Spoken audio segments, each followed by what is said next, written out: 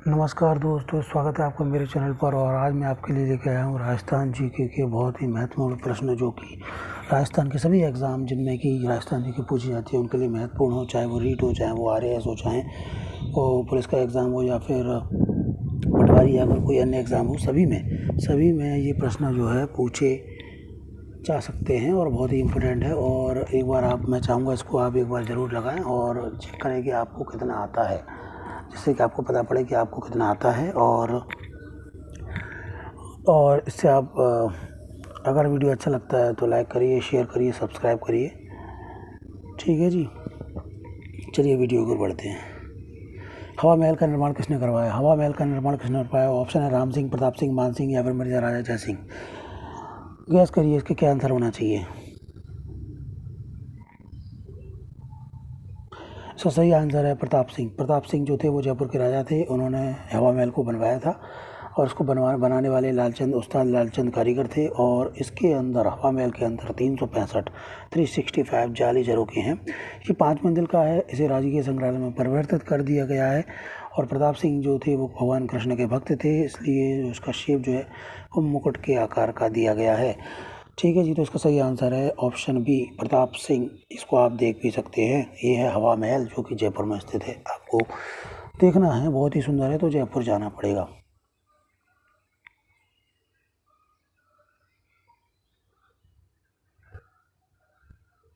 Next question, Patwa की हवेली किस शहर में स्थित है? सीकर, झुंझुनू, बूंदी या फिर जैसलमेर। क्या होना चाहिए इसका सही आंसर? इसका सही आंसर है option D, Jaisalmer.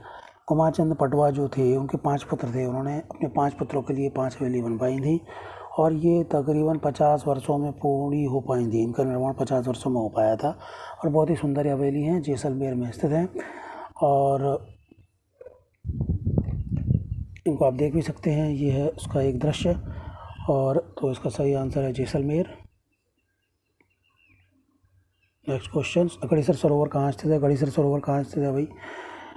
Gadisar option है जयपुर, जोधपुर या फिर उदयपुर या फिर जैसलमेर। क्या होना चाहिए इसका सही आंसर? इसका सही आंसर है जैसलमेर। जैसलमेर इसका सही आंसर है। रावल जैसल जिन्होंने की जैसलमेर की स्थापना की थी, उन्होंने इसका निर्माण करवाया था। और बाद में इसको दोबारा से रीबिल्ड करवाया गया था गढ़सी सिंह के द्वारा, इसलिए इसका नाम क्या है? गढ़ीसर सरोवर इसका नाम पड़ गया। और वर्तमान में यहाँ पर इससे जैसलमेर के लिए पानी की सप्लाई की जाती है। और इंदिरा गांधी नहर के माध्यम से भी इसको जोड़ा गया है, जिससे कि इसमें जल जो है, इसका जो है पानी जो है वो सूखता नहीं है। तो इसका सही आंसर क्या हुआ? इसका सही आंसर है गढ़ीसर सरोवर। इसका सही आंसर क्या है? Jaisalmer. Jaisalmer is the right answer.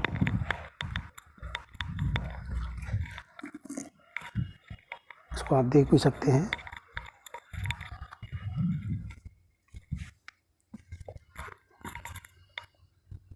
Rajasthan की सबसे बड़ी कृत्रिम झील है? राजसमंद झील, पिछोला झील, जैसमंद झील या डीडवाना झील। तो इसका सही आंसर क्या है? सही आंसर है इसका, गैस करिए क्या होना चाहिए इसका आंसर। सही आंसर है इसका जैसमंद झील। जैसमंद झील जो है वो कहाँ पर है? उदयपुर में है। पिछोला झील है वो भी कहाँ पर है? उदयपुर में है। डीडवाना झील नागौर में है। राजसमंद झील राजसमंद में है। तो पिछोला झील और जैसमंद झील जो है वो कहाँ पर है? वो हमारी उदयपुर में है। जैसमंद झील जो है वो भारत की दूसरी सबसे बड़ी कृत्रिम झील मानी जाती है। और पहली है गोविंद सागर झील, ये है दूसरी सबसे बड़ी कृत्रिम झील। तो ये उदयपुर में है और इसमें बहुत कुछ नदियाँ और नाले भी आकर के गिरते हैं। ठीक है जी, तो इसका सही आंसर क्या है? इसका सही आंसर है ऑप्शन सी। इसको आप देख भी सकते हैं। आवानेरी की चांद बावड़ी किस जिले में स्थित है? आवानेरी की चांद बावड़ी किस जिले में स्थित है? बहुत ही फेमस है आवानेरी की चांद बावड़ी। और ये जो है जयपुर में स्थित है, बूंदी में स्थित है, या फिर दौसा में स्थित है, या फिर कोटा में, दौसा या सवाई माधोपुर में स्थित है। तो इसका सही आंसर क्या है? इसका सही आंसर है ये कहाँ पर स्थित है? ये हमारी दौसा में स्थित है। ठीक है जी, दौसा में स्थित है। और ये इसका निर्माण जो है वो 8वीं सदी में प्रत्यार निकुंभ राजा चांद ने इसका निर्माण करवाया था। बहुत ही सुंदर है, बहुत ही गहरी है, बहुत सारे लोग इसको देखने के लिए आते हैं। और ये जो दौसा में स्थित है, इसको आप देख भी सकते हैं, यानी कि इसका सही आंसर क्या है, ऑप्शन सी। ये देखिए कितनी सुंदर है, बहुत सारी चिड़ियाँ इसमें बनी हुई हैं और बहुत ही गहरी है, बहुत ही अच्छा वाटर मैनेजमेंट का बहुत ही अच्छा एग्जाम्पल है, बहुत ही पुरानी बावड़ी है। नेक्स्ट क्वेश्चन, राजस्थान का क्षेत्रफल भारत के क्षेत्रफल का कितना प्रतिशत है? आपके ऑप्शन है 10.41%, 9.5%, 11.5% या फिर 9.8%। देखिए हमको पता है कि राजस्थान जो है वो भारत का सबसे बड़ा राज्य है, ये तो हमको पता है, लेकिन यहाँ पर पूछा है कि राजस्थान का क्षेत्रफल भारत के क्षेत्रफल का कितना प्रतिशत है, तो इसका सही आंसर क्या है? सही आंसर है इसका 10.41%, यानी कि 10.41%, यानी कि आंसर क्या है? Answer is a, option A is the right answer. Rajasthan की सर्वाधिक लंबी सीमा किस राज्य से मिलती है? गुजरात, उत्तर प्रदेश, मध्य प्रदेश या फिर हरियाणा? तो इसके लिए हमें मैप हमको ध्यान में रखना होगा, तभी हम इसका सही जवाब दे पाएंगे। तो इसका सही आंसर क्या होना चाहिए, गैस करिए, फिर मैं बताता हूँ। इसका सही आंसर है answer A, Gujarat, sorry, answer है answer option C is the right answer, यानी कि मध्य प्रदेश। ठीक है जी, इसको आप देख भी सकते हैं। देखिए यहाँ पर आप देख सकते हैं कि राजस्थान जो है उसकी सीमा 5 राज्यों को टच करती है। सबसे लंबी सीमा जो है मध्य प्रदेश है, और सबसे अगर पूछ लेते हैं कि सबसे न्यूनतम सीमा किस राज्य की है राजस्थान से जो टच करते हैं वो, तो उसका आंसर होगा पंजाब। और वो कई बार क्या करते हैं कि 5 राज्यों की सीमा यहाँ पर सिर्फ टच हो रही है, आप देख सकते हैं। और कई बार वो क्या करते हैं कि पूछ लेते हैं कि कौन से राज्य की सीमा मध्य राजस्थान से टच नहीं होती, तो इस तरह से वो एक अलग राज्य दे देते हैं जो राजस्थान से टच नहीं होता, तो वही उसका आंसर हो जाता है। तो हमें इसका क्या करना है, मैप को ध्यान में रखना है, तभी हम इस तरह के प्रश्नों का सही जवाब दे पाएंगे। ठीक है जी। राजस्थान का वाद जिला, इसकी सीमा गुजरात, मध्य पाकिस्तान से मिलती है। राजस्थान का वाद जिला, इसकी सीमा गुजरात, मध्य पाकिस्तान से मिलती है। वो कौन सा, बाड़मेर, जैसलमेर है या फिर जालौर है या फिर वो सिरोही है? क्या होना चाहिए इसका आंसर?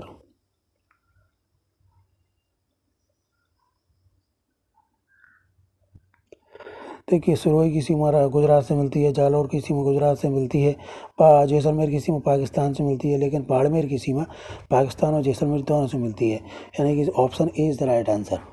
यहाँ पर आप देख सकते हैं निशान लगा हुआ है, यहाँ पर जो है इसकी सीमा टच होती है गुजरात से, और किससे टच होती है, पाकिस्तान से टच होती है। तो आप इसको देख भी सकते हैं। ये देखिए यहाँ पर हमने क्या किया है,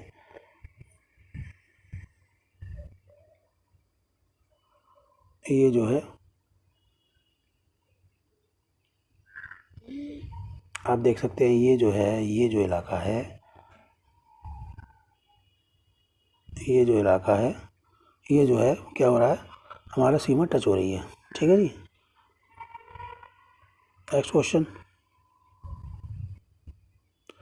राजस्थान दिवस कब मनाया जाता है? 1 नवंबर, 30 मार्च, 30 अप्रैल या फिर 1 जून? तो राजस्थान दिवस कब मनाया जाता है? Option B is the right answer. यहाँ पर क्या है, 30 मार्च, 30 मार्च को राजस्थान दिवस मनाया जाता है, यानी कि option B is the right answer. Rajasthan का राजकीय खेल क्या है? क्रिकेट है, हॉकी है, बास्केटबॉल है या फिर फुटबॉल है? क्या है राजकीय खेल? तो सही आंसर क्या है? सही आंसर है इसका क्या होना चाहिए, आप लोग गैस करिए, फिर मैं जवाब देता हूँ।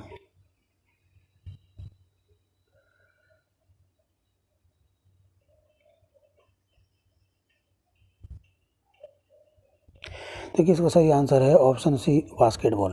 Basketball is the right answer, यानी कि राजस्थान का राजकीय खेल क्या है? राजस्थान का राजकीय खेल जो है वो क्या है, हमारा बास्केटबॉल है। अगर आपसे पूछ लेते कि राजस्थान का राजकीय पक्षी क्या है, तो उसका क्या जवाब होता? तो उसका जवाब होता घोड़ावण। घोड़ावण राजस्थान का राजकीय पक्षी क्या है? घोड़ावण। अगर आपसे पूछ लेते कि राजकीय वृक्ष क्या है, तो उसका क्या जवाब होता? राजकीय वृक्ष खेजड़ी, उसको सेमी का वृक्ष भी बोलते हैं।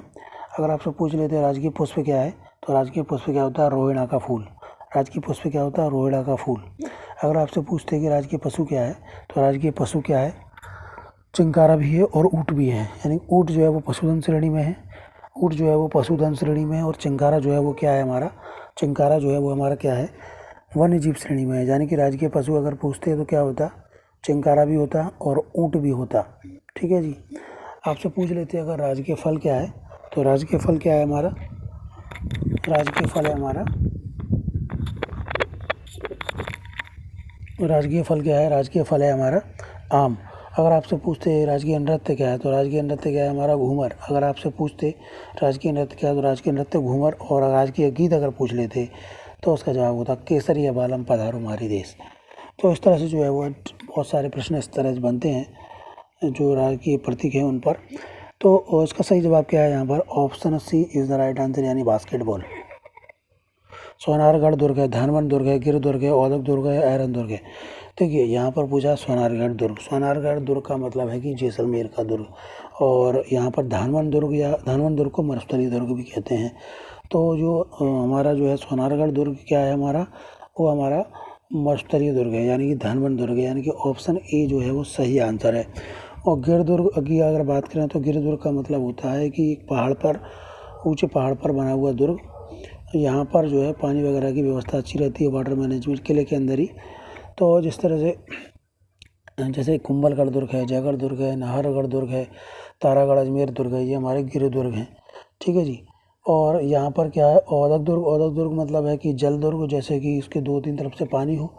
तो गागरोन दुर्ग है जैसे झालावाड़ का, या फिर भैंस रोड गढ़ दुर्ग है ना, तो वो कहलाते हैं हमारे इनके औदक दुर्ग। अब ऐरन दुर्ग की बात करें तो ऐरन दुर्ग मतलब ऐसे दुर्ग जहाँ तक पहुँचना बहुत ही, वहाँ पर पहुँचने के लिए बहुत सारी खाई, चट्टानें या फिर कांटेदार झाड़ियाँ वगैरह हों तो हो, तो वहाँ पर उसको क्या बोला जाता है, उसको ऐरन दुर्ग बोला जाता है, जैसे कि रणथंभौर का दुर्ग। तो यहाँ पर सही आंसर क्या है, सही आंसर है इसका option A is the right answer. ये हमारा जैसलमेर दुर्ग है, जिसके चारों तरफ रेत के टीले मरुस्थल हो, जैसे कि जैसलमेर दुर्ग है, बीकानेर दुर्ग है। राजस्थान का एकमात्र दुर्ग जो मुस्लिम दुर्ग निर्माण पद्धति से बना हुआ है, शेरगढ़ दुर्ग, मैगजीन दुर्ग, सोजत दुर्ग या जयगढ़ दुर्ग। तो सही आंसर है इसका क्या, क्या है इसका सही आंसर, आप लोग गैस करिए फिर मैं बताता हूँ।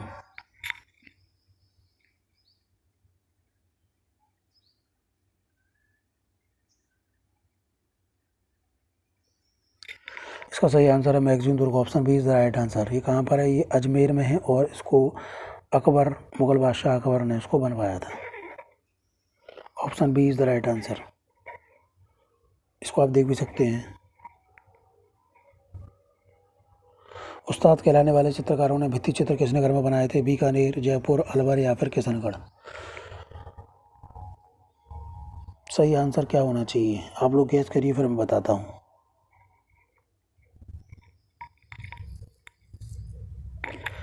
देखिए इसका सही आंसर है बीकानेर। बीकानेर के जो चित्रकार थे वो उस्ताद कहलाते थे, और उन्होंने भित्ति चित्र नगर में बनाए हैं। तो इसका सही आंसर क्या है, बीकानेर, ऑप्शन ए। कौन सा नृत्य केवल पुरुषों का नृत्य है, झूमर, लांगुरिया, गैर या नेजा।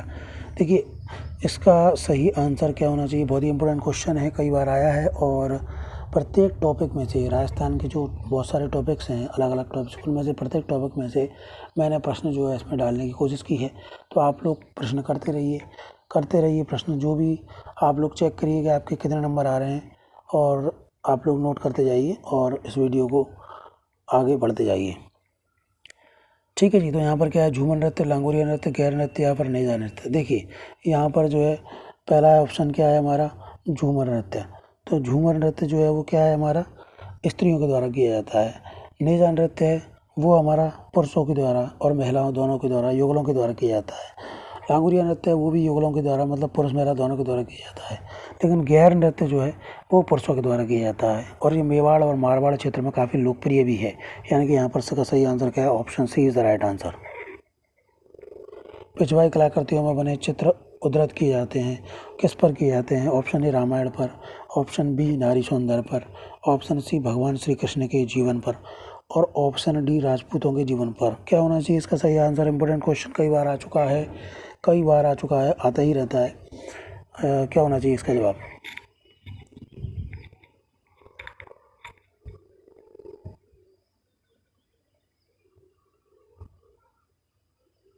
देखिए इसका सही जवाब है भगवान श्री कृष्ण के जीवन पर। ये हमारा नाथद्वारा शैली के अंतर्गत आता है।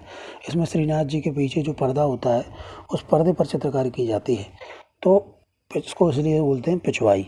ठीक है जी। तो सही आंसर क्या है, ऑप्शन सी। छतरपुर किस नगर का प्राचीन नाम है? नागौर का, जैसलमेर का, चित्तौड़गढ़ का, पाली का। तो क्या है इसका सही आंसर? इसका option A Nagaur, option B Jaisalmer, option C Chittorgarh, option D Pali.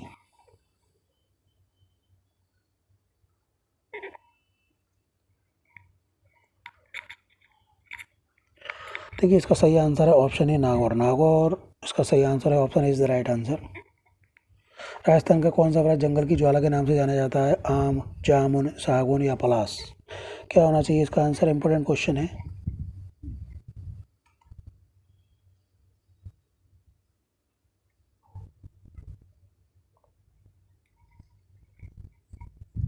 देखिए इसका सही आंसर है पलाश।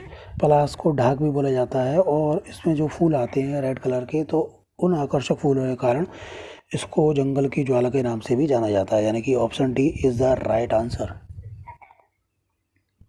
राज्य पुष्प रोहिड़ा राजस्थान के किस भाग में सर्वाधिक पाया जाता है? उत्तरी राजस्थान, पूर्वी राजस्थान, दक्षिणी राजस्थान या फिर पश्चिमी राजस्थान। क्या होना चाहिए इसका आंसर? इसका सही जवाब है पश्चिमी राजस्थान, यानी कि option D is the right answer. कौन से राष्ट्रीय उद्यान अभ्यारण्य को विश्व प्राकृतिक धरोहर के नाम से जाना जाता है? सीता माता अभ्यारण्य, केवलादेव राष्ट्रीय अभ्यारण्य, रणथंभौर राष्ट्रीय उद्यान, लाल चाल छापर अभ्यारण्य। इम्पोर्टेंट है क्वेश्चन है और जहाँ तक है सबको आता ही होगा, तो बहुत ही फेमस है ये। तो इसका सही जवाब है केवलादेव राष्ट्रीय उद्यान या फिर घाना पक्षी विहार, कान्हा राष्ट्रीय उद्यान। ये भरतपुर में है और बहुत ही बड़ा राष्ट्रीय उद्यान है, पक्षियों के लिए स्वर्ग बोला जाता है। सही आंसर क्या है? Option B is the right answer. Mahi Bajaj Sagar परियोजना संयुक्त उपक्रम किसका है? राजस्थान मध्य प्रदेश का, राजस्थान मध्य प्रदेश एवं गुजरात का, गुजरात राजस्थान या राजस्थान गुजरात एवं महाराष्ट्र का। क्या होना चाहिए इसका सही है जवाब?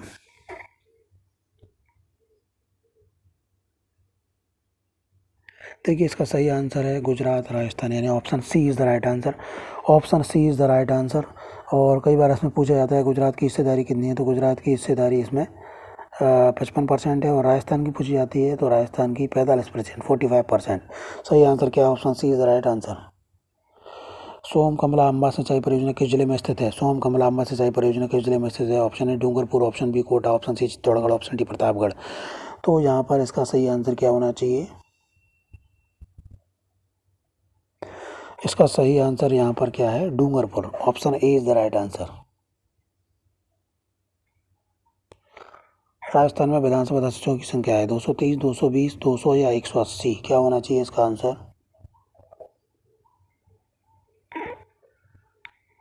इसका सही जवाब है option C is the right answer. यानी विधानसभा सदस्यों की संख्या कितनी है? 200 है। और अगर आपसे पूछ लें कि राज्यसभा सदस्यों की संख्या कितनी है, तो वो कितनी है? 10 है, यानी कि 10। और लोकसभा सदस्यों की संख्या कितनी है? तो वो है हमारी 25। ठीक है जी। लोकसभा सदस्यों की संख्या 25, राज्यसभा सदस्यों की संख्या 10 और विधानसभा सदस्यों की संख्या 200। तो यहाँ पर इसका सही आंसर है ऑप्शन सी। राजस्थान में सर्वाधिक जनसंख्या घनत्व वाला जिला कौन सा है? भरतपुर, जयपुर, कोटा या जोधपुर। देखिए बहुत ही इंपॉर्टेंट क्वेश्चन है, सर्वाधिक जनसंख्या घनत्व कहाँ पर है? आप लोग गैस करिए, फिर मैं बताता हूँ।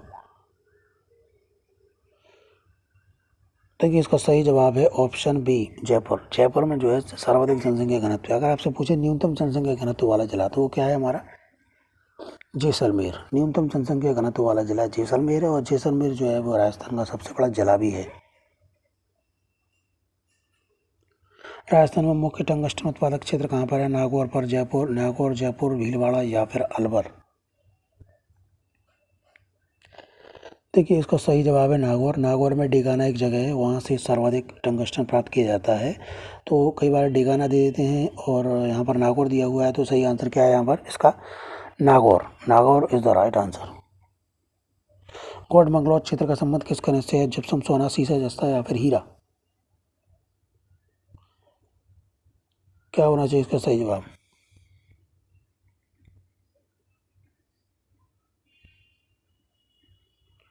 कोट मंगलौर क्षेत्र का संबंध किस खनिज से है? तो इसका सही आंसर है कोट मंगलौर क्षेत्र जो है वो नागौर में पड़ता है और यहाँ पर इसका सही जवाब है जिप्सम।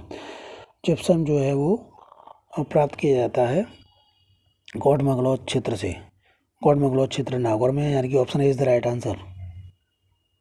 राजस्थान में सर्वाधिक वर्षा वाला जिला कौन सा है? जयपुर, डूंगरपुर, झालावाड़ या बाड़मेर। राजस्थान में सर्वाधिक वर्षा वाला जिला है, क्या होना चाहिए इसका आंसर? आप लोग गैस करिए, फिर मैं बताता हूँ।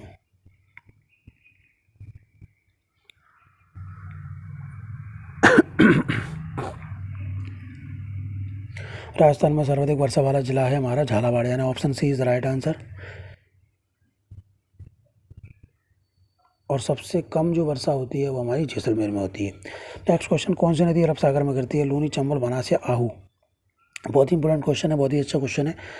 तो सबसे पहले हम बात कर लेते हैं यहाँ पर चंबल नदी की। चंबल नदी जो है वो कहाँ से निकलती है? चंबल नदी में पता है वो इंदौर से निकलती है। इंदौर में की जानापाव पहाड़ियों से निकल करके चित्तौड़गढ़, कोटा, बूंदी, सवाई माधोपुर, करौली, धौलपुर होती हुई यमुना नदी में मिल जाती है इटावा के पास, और फिर यमुना नदी गंगा नदी में मिल जाती है। वो गंगा नदी जो है बंगाल की खाड़ी में जाकर के गिरती है। तो यहाँ पर इसका चंबल तो आंसर हो नहीं सकता। अब बात करते हैं आहू नदी की। आहू नदी भी क्या चंबल की सहायक नदी है, जो कि काली सिंध में मिलती है। और काली सिंध नदी चंबल में मिल जाती है, फिर चंबल यमुना में, यमुना गंगा में, और गंगा जो है बंगाली खाड़ी में गिरती है। तो चंबल आहू इसके जवाब नहीं हो सकते, दोनों बंगाल की खाड़ी में गिरती हैं। ठीक है जी। अब हम बात कर लेते हैं किसकी? बनास नदी की। बनास नदी जो है वो क्या पूर्ण भाव की दृष्टि से राजस्थान की सबसे बड़ी नदी है, ये तो हमको पता है। लेकिन ये कहाँ से निकलती है? खमनौर की पहाड़ियों से निकलती है। खमनौर की पहाड़ियों से निकलती है। और उसके बाद खमनौर कहाँ पर है? राजसमंद में है। उसके बाद ये चित्तौड़गढ़, फिर भीलवाड़ा, फिर अजमेर, फिर टोंक और सवाई माधोपुर में जाकर के ये चंबल नदी में मिल जाती है। और इसकी पूर्ण भाव की दृष्टि से सबसे लंबी नदी है, और ये इसकी लंबाई 512 किलोमीटर है। ठीक है जी, ठीक है। तो ये जो है, और जो हमारी क्या बोलते हैं, ये जो है उसके बाद बसती है लूनी नदी। तो लूनी नदी जो है वो क्या है? लूनी नदी जो है हमारी कहाँ से निकलती है? अजमेर के पास से, आना सागर झील के पास से, नाग की पहाड़ियों से निकलती है। और ये जो है क्या करती है?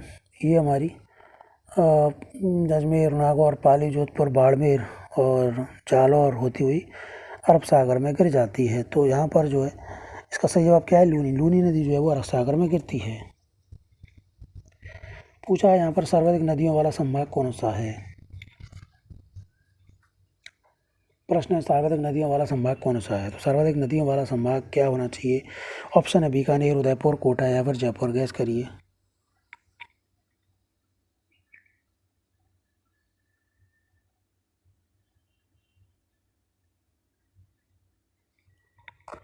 देखिए, सर्वाधिक नदियों वाला संभाग कौन सा है? इसका जवाब यहाँ पर है कोटा। कोटा जो है सर्वाधिक नदियों वाला संभाग है। अगर आपसे पूछा जाए कि न्यूनतम नदियों वाला संभाग कौन सा है, तो न्यूनतम नदियों वाला संभाग बीकानेर है। न्यूनतम नदियों वाला संभाग कौन सा है? बीकानेर है। हमको पता है कि राजस्थान में कितने संभाग हैं? 7 संभाग हैं, 7 संभाग हैं। अगर आपसे पूछा जाए कि क्षेत्रफल की दृष्टि से सबसे बड़ा संभाग कौन सा है, तो क्षेत्रफल की दृष्टि से सबसे बड़ा संभाग हमारा जोधपुर है। अगर आपसे पूछा जाए कि जनसंख्या की दृष्टि से सबसे बड़ा संभाग कौन सा है, तो जनसंख्या की दृष्टि से सबसे बड़ा संभाग जयपुर है। अगर आपसे पूछा जाए कि क्षेत्रफल की दृष्टि से सबसे छोटा संभाग कौन सा है, जो क्षेत्रफल की दृष्टि से सबसे छोटा संभाग है हमारा भरतपुर। अगर आपसे पूछा जाए कि जनसंख्या की दृष्टि से सबसे छोटा संभाग कौन सा है, तो जनसंख्या की दृष्टि से सबसे छोटा संभाग है हमारा कोटा। अब यहाँ पर आपसे पूछा है कि सर्वाधिक नदियों वाला संभाग कौन सा है, तो उसका जवाब भी क्या है? कोटा, यानी कि option C is the right answer. Bhainsrorgarh Chittorgarh से बिजौलिया भीलवाड़ा तक पठारी भाग कहलाता है। क्या कहलाता है? उड़िया का पठार, ऊपरमाल का पठार, भौराट का पठार या पर मैसा का पठार। देखिए, उड़िया का जो पठार है वो राज्य का सबसे ऊंचा पठार है, और जो आबू पर्वत से ऊंचा है, 160 मीटर ऊंचा है, और गुरु शिखर से नीचे है। और ठीक है जी। और भौराट जो है गोकुंदा और कुंभलगढ़ के बीच का जो पठार है वो कहलाता है भौराट का पठार। और मैसा पठार है, उस पर चित्तौड़गढ़ का किला स्थित है। तो इसका सही आंसर यहाँ पर क्या है? भैंसरोड़गढ़ से बिजौलिया तक का पठारी भाग कहलाता है ऊपरमाल, यानी कि option B is the right answer. कर्क रेखा राजस्थान के किन जिलों से होकर गुजरती है? डूंगरपुर, प्रतापगढ़, बांसवाड़ा, डूंगरपुर, टोंक, झालावाड़, उदयपुर, प्रतापगढ़। क्या होना चाहिए इसका सही जवाब?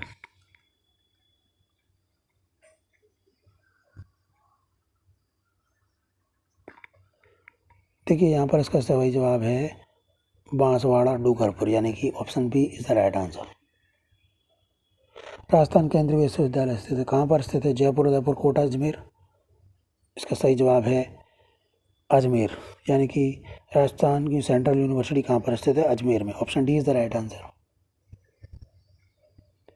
काजरी का संबंध किस जिले से है? जैसलमेर, बीकानेर, जोधपुर, जयपुर। काजरी, काजरी का मतलब क्या है? काजरी मतलब है कि ZRI, यानी कि central arid zone research institute, यानी कि केंद्रीय शुष्क क्षेत्र अनुसंधान संस्थान, उसको शॉर्ट में बोलते हैं काजरी, CAZRI। काजरी ये कहाँ पर है? ये हमारा है जोधपुर में, यानी कि यहाँ पर इसका सही जवाब क्या है? Option C is the right answer. Rajasthan के किस जिले को अन्न का कटोरा कहते हैं? भरतपुर, अजमेर, गंगानगर या कोटा। क्या होना चाहिए इसका सही जवाब? गैस करिए।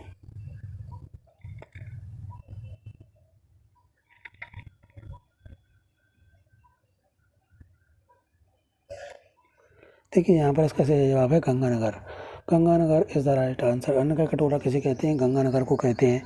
और गंगानगर जो है वो क्या है? सर्वाधिक गांव वाला जिला भी है। ठीक है जी। तो इसका सही जवाब है। और इसकी सीमा पाकिस्तान से भी टच होती है और पंजाब से भी। इस तरह से भी प्रश्न पूछ सकते हैं कि गंगानगर का कौन सा जिला है जिसकी सीमा पाकिस्तान और पंजाब से टच होती है, तो उसका जवाब भी क्या है? गंगानगर। ठीक है जी। तो अब नेक्स्ट क्वेश्चन की ओर बढ़ते हैं, यानी कि यहाँ पर option C is the right answer. मलीरपंट का संबंध किस जिले से है? चित्तौड़गढ़, बूंदी, बाड़मेर या जयपुर। देखिए बहुत ही इम्पोर्टेंट क्वेश्चन है, कई बार पूछा गया है और बहुत ही फेमस प्रिंट है ये।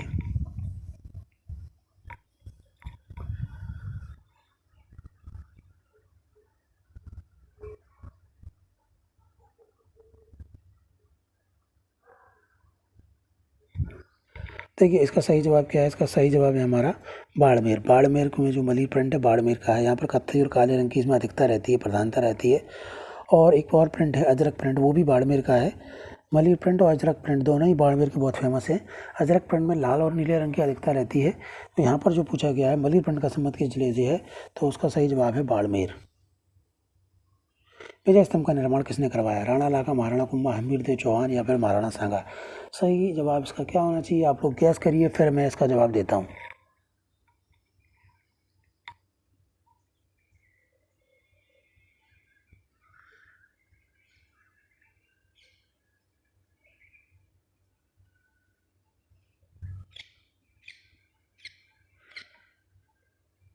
देखिए यहाँ पर इसका सही जवाब क्या है? Option B Maharana Kumbha. Maharana Kumbha is the right answer. Maharana Kumbha ने इसको बनवाया था। मालवा के सुल्तान और गुजरात की जो संयुक्त सेना थी, उन्होंने उनके ऊपर विजय प्राप्त की थी महाराणा कुंभा ने। तो मालवा के सुल्तान महमूद खिलजी था के नेतृत्व में, और गुजरात के सुल्तान दोनों ने जो है इनके खिलाफ लड़ाई लड़ी थी, उसमें महाराणा कुंभा जीत गए थे। और उसके बाद इसका विजय स्तंभ का निर्माण करवाया था। ये चित्तौड़गढ़ में है और ये 122 फुट ऊंचा है और 9 मंजिल का है। तो ठीक है जी। तो इसलिए इसका निर्माण करवाया था महाराणा कुंभा ने। तो सही आंसर क्या है इसका? सही आंसर है इसका महाराणा कुंभा, यानी कि option B is the right answer. ये उसको आप देख भी सकते हैं।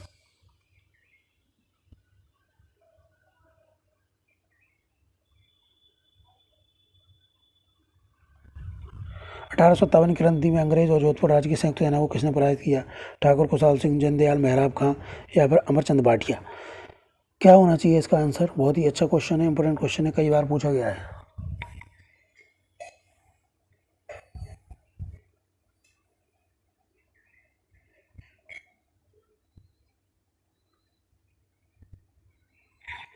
देखिए इसका सही जवाब है ठाकुर खुशहाल सिंह।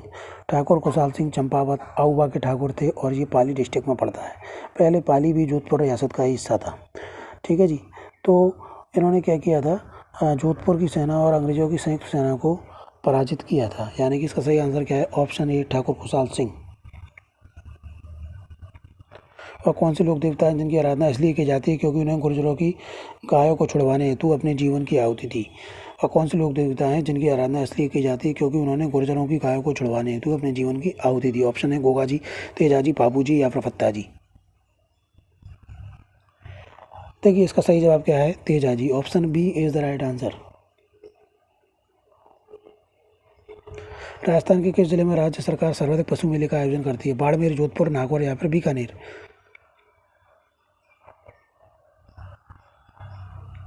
क्या होना चाहिए इसका आंसर? आप लोग गैस करिए। और आप लोग क्वेश्चन करते रहिए, लगातार चेक करते रहिए कि कितने नंबर आ रहे हैं आपके। और अगर आपको वीडियो अच्छी लगती है तो इसको ज़्यादा से ज़्यादा शेयर करिए, क्योंकि शेयर करने से जिसको भी आप शेयर करोगे वो उस वीडियो को देखेगा तो उसको पता पड़ेगा कि उसको कितना आता है और वो उसके लिए बेनिफिशियल होगा। तो यहाँ पर इसका क्या होना चाहिए सही जवाब? सही जवाब है यहाँ पर ऑप्शन सी, नागौर। नागौर में जो है सर्वाधिक पशु मेलों का आयोजन किया जाता है। मुंह से बजाया जाने वाला वाद्य यंत्र क्या है? अलगूजा है, रावणत्ता है, एकतारा है, नगाड़ा। क्या होना चाहिए इसका सही जवाब?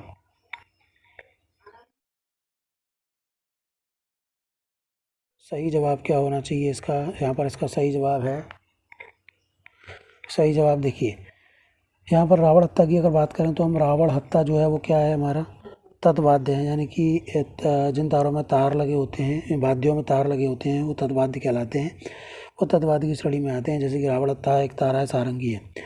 तो रावण हत्ता और एक तारा तो हो नहीं सकते। नगाड़ा जो है उसमें क्या रहता है, चमड़े का कुछ लगा रहता है और हाथों से पीटते हैं तो वो नगाड़ा होता है, तो वो भी नहीं है। तो यहाँ पर इसका सही आंसर है अलगोजा। अलगोजा क्या होता है? मुंह से बजाया जाने वाला वाद्य यंत्र है और इसमें क्या रहता है, दो बांसुरी टाइप की रहती हैं, उनसे ये बजाया जाता है। तो यहाँ पर मुंह से बजाया जाने वाला वाद्य यंत्र क्या है?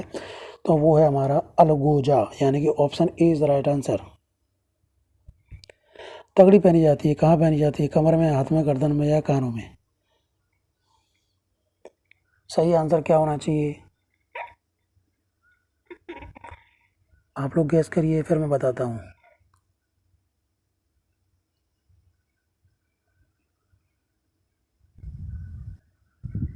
तगड़ी जो है वो एक आभूषण है, वो कमर में पहना जाता है। Option A is the right answer. Rajasthan का प्रथम रोपवे किस जिले में है? उदयपुर में है, सिरोही में है, जालौर में है, जयपुर में है?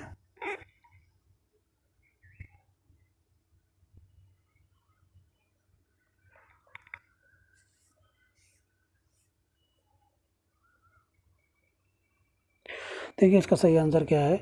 इसका सही आंसर है जालौर। जालौर में जो है प्रथम रोपवे है। राजस्थान का प्रथम रोपवे खोला गया था सबसे पहले जालौर में, और अब तो और जगह भी, अन्य जगह भी बहुत सारे रोपवे बन गए हैं। तो पहला आंसर क्या है? वो पहला जो है वो क्या है, सॉरी, पहला रोपवे कहाँ, किस ज़िले में स्टार्ट किया गया था? तो वो है हमारा जालौर में, राजस्थान में, यानी कि option C is the right answer. Rajasthan के प्रथम मुख्य न्यायाधीश कौन थे? यानी कि थे नरोत्तम लाल जोशी थे, गुरमुख निहाल सिंह थे, कमलकांत वर्मा थे या मोहनलाल सुगाड़िया थे? क्या होना चाहिए इसका आंसर? बहुत ही इंपॉर्टेंट क्वेश्चन है, बहुत ही बेसिक क्वेश्चन पूछ लिया।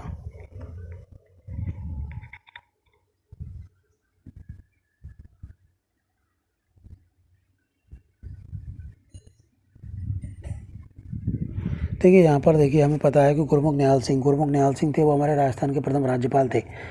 ठीक है जी, हमको पता है। नरोत्तम लाल जोशी थे, वो हमारे प्रथम विधानसभा अध्यक्ष थे। ठीक है जी।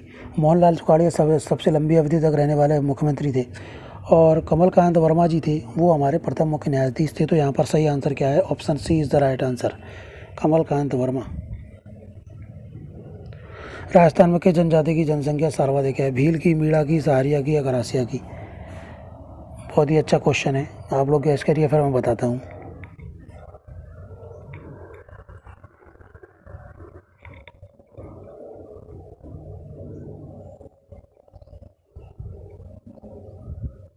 देखिए इसका सही जवाब है ऑप्शन बी, मीणा। मीणा जनजाति की जनसंख्या राजस्थान में सर्वाधिक है। Option B is the right answer.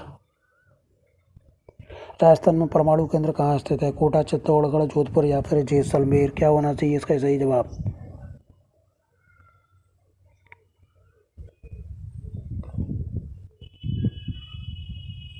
सही जवाब है इसका कोटा, यानी कि कोटा में, सॉरी, चित्तौड़गढ़ में रावत भाटा है, वहाँ पर परमाणु केंद्र स्थापित है।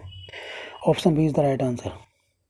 राजस्थान में क्षेत्रफल और बोलने वालों की दृष्टि से बोली का प्रथम स्थान है? किस बोली का प्रथम स्थान है? मारवाड़ी, मेवाड़ी, हाड़ौती या मेवाती? देखिए मेवाती भाषा अलवर और भरतपुर के क्षेत्र में बोली जाती है, और जो हरियाणा से लगे हुए इलाके हैं वहाँ पर। हाड़ौती कोटा बूंदी में बोली जाती है। मेवाड़ी जो है वो चित्तौड़गढ़ उदयपुर के इलाके में बोली जाती है। और मारवाड़ी जो है वो पश्चिमी राजस्थान, यानी कि पाली, बाड़मेर, जोधपुर, नागौर, इस क्षेत्र में बोली जाती है। तो सबसे ज़्यादा बोली जाने वाली बोली कौन सी है? हमारी मारवाड़ी है, यानी कि option A is the right answer. चौवरी कर की प्रकृति क्या थी? युद्ध में हारने पर लगने वाला कर था, पुत्र के विवाह पर कर था, चोरी करने पर लगने वाला कर था? ठीक है जी। यहाँ पर व्यापार पर करने पर लगने वाला कर था। तो सही जवाब क्या है इसका जी?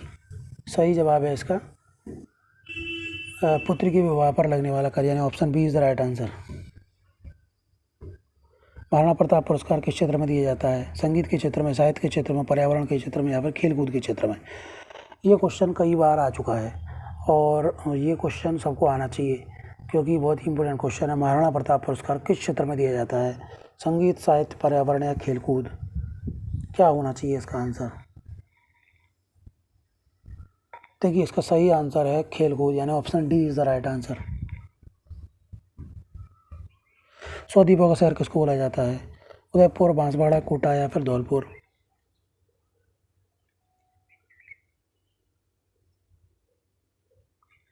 इसका सही जवाब क्या है? इसका सही जवाब है बांसवाड़ा। बांसवाड़ा जिले से होकर के माही नदी निकलती है और वहाँ पर बहुत सारे द्वीप हैं, तो इसलिए इसको 100 द्वीपों का शहर बोला जाता है, यानी कि option B is the right answer. Guru Shikhar को संतों का शिखर किसने कहा है? मुनि वशिष्ठ ने कहा है, शंकराचार्य ने कहा है, जॉर्ज थॉमस ने कहा है, कर्नल जेम्स टोड ने कहा है? तो इसको किसने कहा है भाई? देखिए इसका सही जवाब है कर्नल जेम्स टोड ने कहा है। गुरु शिखर कहाँ पर है? गुरु शिखर जो है वो सिरोही ज़िले में है और आबू पर्वत से 15 किलोमीटर दूर है, और ये जो है क्या है हमारा सबसे ऊंची चोटी है राजस्थान की, और 1722 मीटर ऊंची है ये। और जेम्स टोड जो थे वो हमारे 1818 में इनकी पोस्टिंग ये क्या थे, ब्रिटिश सेना में कार्यरत थे, और वहाँ पर ये जब इनकी पोस्टिंग हाड़ौती क्षेत्र में हुई थी स्टार्टिंग में, और मेवाड़ क्षेत्र में। फिर उसके बाद इन्होंने वहाँ पे राजस्थान के इतिहास को काफ़ी जाना समझा, काफ़ी अभिलेख पुराने पढ़े और उसकी संस्कृति के बारे में जाना, राजा महाराजाओं के बारे में जाना, और उन्होंने उसके ऊपर बाद में रिसर्च की और कुछ पुस्तक भी लिखी हैं, तो इसलिए इनको राजस्थान के इतिहास का पितामह भी बोला जाता है। तो इन्होंने इसको संतों का शिखर कहा है, यानी कि option D is the right answer. ये गुरु शिखर है और यहाँ पर एक मंदिर भी बना हुआ है, आप देख सकते हैं, बहुत ही सुंदर है। सबसे ऊंची चोटी है, 1722 मीटर ऊंचाई है।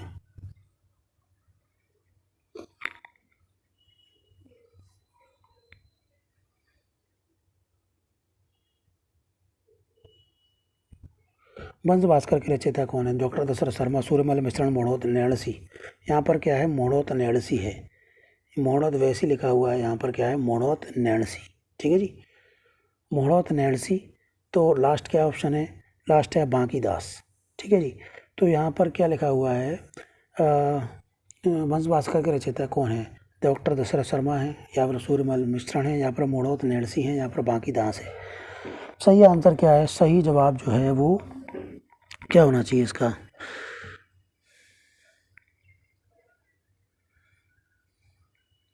सही जवाब क्या है? सही जवाब है इसका option B is right answer, Suryamal मिश्रण।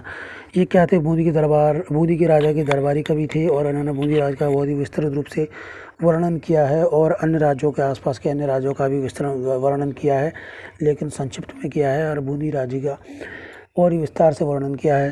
तो इसका सही जवाब यहाँ पर क्या है? सूर्यमल मिश्रण, यानी कि option B is the right answer. तो ये था मेरा वीडियो दोस्तों। अगर ये अच्छा लगे तो लाइक करिए, शेयर करिए, सब्सक्राइब ज़रूर करिए दोस्तों।